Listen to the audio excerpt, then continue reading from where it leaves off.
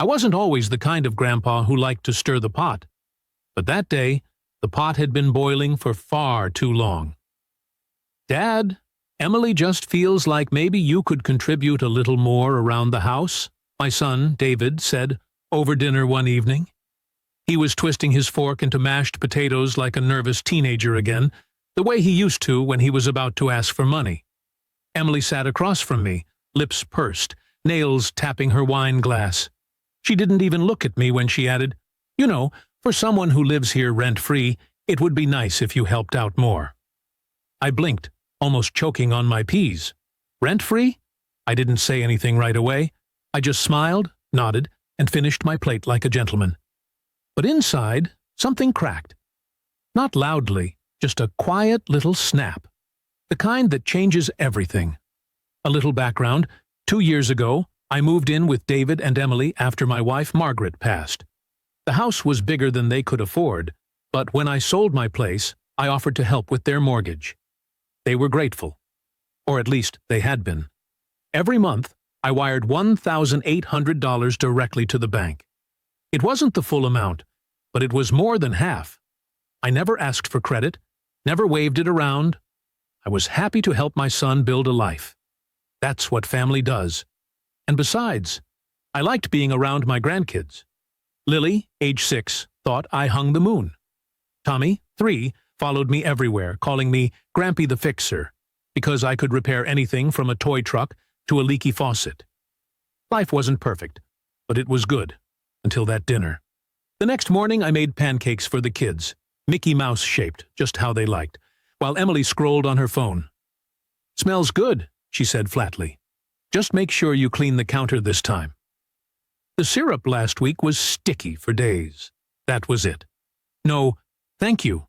No, "Good morning." I turned to her and smiled, but it didn't reach my eyes. "Of course," I said.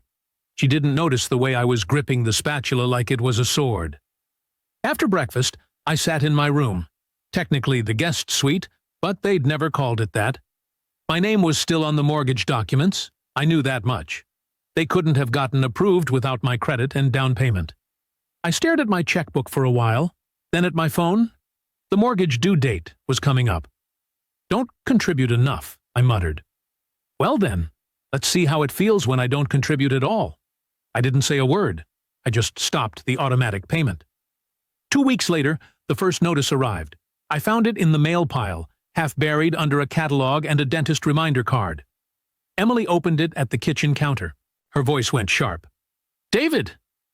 "What the hell?" "The bank says we missed a payment." David's face went pale.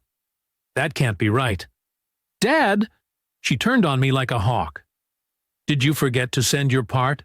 I shrugged. "Oh, I must have forgotten. You know how it is. Old people. We don't contribute much." The silence after that was delicious. They scrambled for a few days, trying to figure things out. I watched, quiet, sipping my coffee.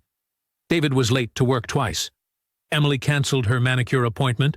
They even listed a few items on Facebook Marketplace, her designer handbags, his old gaming console. By the second missed payment, the tone of the house changed completely. No more side comments, no more orders barked across the kitchen. Emily even started cooking my favorite meals again. Pot roast, mashed potatoes, the works. "Dad," David said one night after the kids had gone to bed, "we didn't mean to make you feel unappreciated."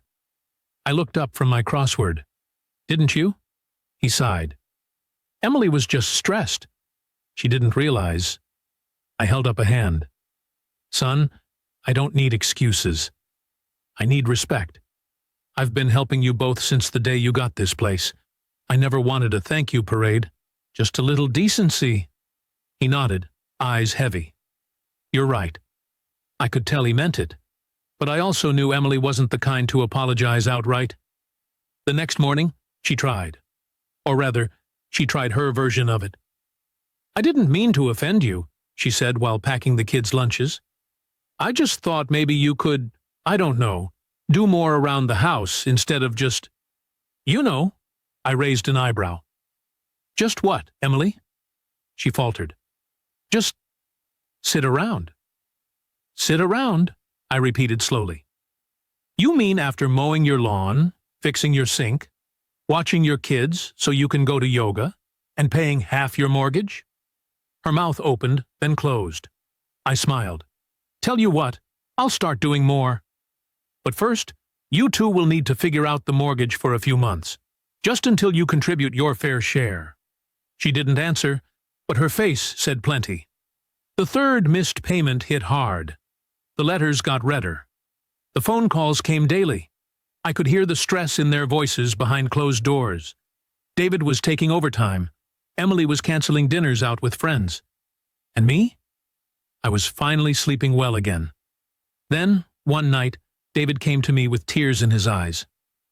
Dad, we're behind 3 months. I can't do this without your help. I put down my book. You can. You're just going to have to learn how. He looked so much like the little boy who used to cry when he scraped his knees that my heart softened. I reached over, patted his shoulder. David, I didn't stop paying because I don't love you. I stopped because you let someone make me feel like a burden in a house I helped build. He nodded slowly, tears slipping down his cheeks. I'll fix it, he whispered. A week later, Emily asked to talk. She'd made coffee, real coffee, the good beans I liked. Mr. Thompson, she started. She always called me that when she was nervous. I owe you an apology. I was wrong to say what I said I didn't speak. You've done so much for us, she continued, voice cracking. I let stress make me ungrateful. I'm sorry, I nodded. Apology accepted.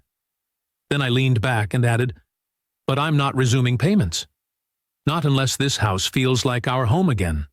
Not your house, with me as a guest. She hesitated, then smiled faintly. Deal. It's been 6 months since then. I still don't pay the mortgage. David refinanced, got a raise, and they learned to manage. But something else changed. Emily brings me coffee every morning now. We play cards after dinner. The kids still crawl into my lap for bedtime stories. And every once in a while, when we sit together watching the sunset from the porch I helped pay for, Emily will glance at me and say, "We couldn't have done this without you." That's all I ever wanted to hear.